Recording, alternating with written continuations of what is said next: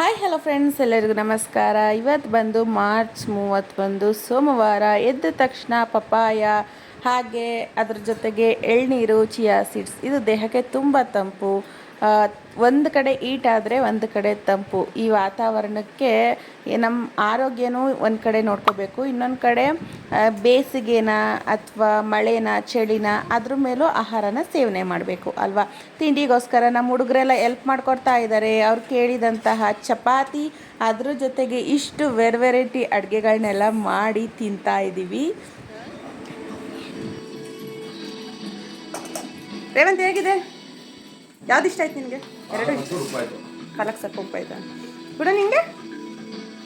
ರೀ ನಿಮಗೆ ಎಷ್ಟು ವೆರೈಟಿ ಬೀಟ್ರೂಟ್ ಪಲ್ಯ, ಹಾಗೆ ಮಶ್ರೂಮ್ ಮೆಂತ್ಯ ಗ್ರೇವಿ, ಚಪಾತಿ, ಪನ್ನೀರ್ ಪಾಲಕ್ ಗ್ರೇವಿ, ಇದ್ರ ಜೊತೆ ಕೋಸಂಬರಿ, ಹಾಗೆ ಸಲಾಡ್ ಅಂತ ತಿನ್ಕೊಂಡು ಅದ್ರ ಜೊತೆ ಗಟ್ಟೆ ಮನೆ ಎಲ್ಲ ಆಟ ಆಡಿ ಈ ಬಿಸಿಲಿಗೆ ಊಟ ಮಾಡೋ ಮನ್ಸಿರ್ಲಿಲ್ಲ. ಆದ್ದರಿಂದ ಕರ್ಬೂಜ ಹಾಕಿ ಎಲ್ಲರಿಗೂ ಜ್ಯೂಸ್ ಮಾಡೋಣ ಅಂತ ಇದ್ರ ಜೊತೆಗೆ ಒಂದು ಸ್ವಲ್ಪ ರೋಸ್ ಮಿಲ್ಕ್ ಮಾಡಿ ಅದ್ರ ಜೊತೆಗೆ ಕರ್ಬೂಜದ ಹಣ್ಣು ಎರಡೂ ಜ್ಯೂಸ್ ಮಾಡಿ ತಂಪಿರುತ್ತೆ ಕರ್ಬೂಜ. ಆದ್ದರಿಂದ ಅದ್ರ ಜೊತೆಗೆ ಚಿಯಾ ಸೀಡ್ಸ್ ಹಾಕಿದ್ದೀನಿ.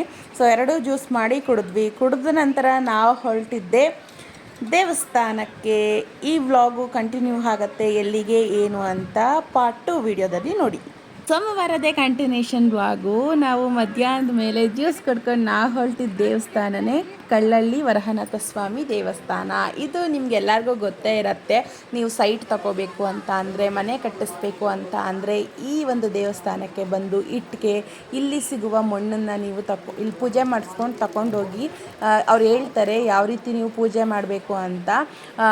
ಇಷ್ಟು ದಿನ ಅಂತ ಇಟ್ಟು 48 ದಿನ ನೀವು ಪೂಜೆ ಮಾಡಿ ನಿಮ್ಮ ಇಷ್ಟಾರ್ಥಗಳು ನೆರವೇರುತ್ತೆ. ನಂತರದಲ್ಲಿ ನೀವು ಅರ್ಸ್ಕೊಂಡಿರೋದು ಬಂದು ಇಲ್ಲಿ ಪೂಜೆ ಮಾಡಿಸ್ಕೊಂಡು ಹೋಗ್ಬೋದು. ಎಷ್ಟು ಜನ ಬಂದಿದ್ದಾರೆ ನೀವು ನೋಡಬಹುದು. ಈ ಥರ ಎಲ್ಲ ಇಟ್ಟು ಅವರ ಆಸೆಗಳನ್ನು, ಕೋರಿಕೆಗಳನ್ನು ವರಹನಾಥನಲ್ಲಿ ಕೇಳಿಕೊಂಡು ಹೋಗ್ತಾರೆ.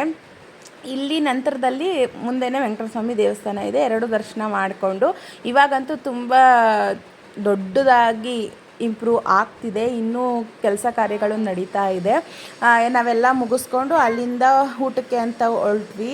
ಕೊಡ್ತಾನೇ ಇರ್ತಾರೆ. ನಾವು ಹೋದಾಗ ಚಿತ್ರಾನ್ನ ಕೊಡ್ತಾಯಿದ್ರು. ಸೊ ಕ್ಯೂವಲ್ಲಿ ನಿಂತ್ಕೊಂಡು ಹಾಕಿಸ್ಕೊಂಡು ಬಿಸಿ ಬಿಸಿ ಚಿತ್ರಾನ್ನ ಈ ಬಿಸಿಲಿಗೆ ಸೊ ದೇವ್ರ ಪ್ರಸಾದ ಅಲ್ವಾ ತಿಂದ್ಕೊಂಡು ದಿನಸಿ ಧಾನ್ಯಗಳೆಲ್ಲ ನೋಡಬಹುದು. ಎಷ್ಟು ಜನ ಅವತ್ತಂತೂ ತುಂಬ ರಶ್ ಇತ್ತು. ಸೊ ಎಲ್ಲ ಮುಗಿಸ್ಕೊಂಡು ಅಲ್ಲಿಂದ ಮನೆಗೆ ಬಂದ್ವಿ. ಈ ರೀತಿ ಇತ್ತು ಇವತ್ತಿನ ದಿನ.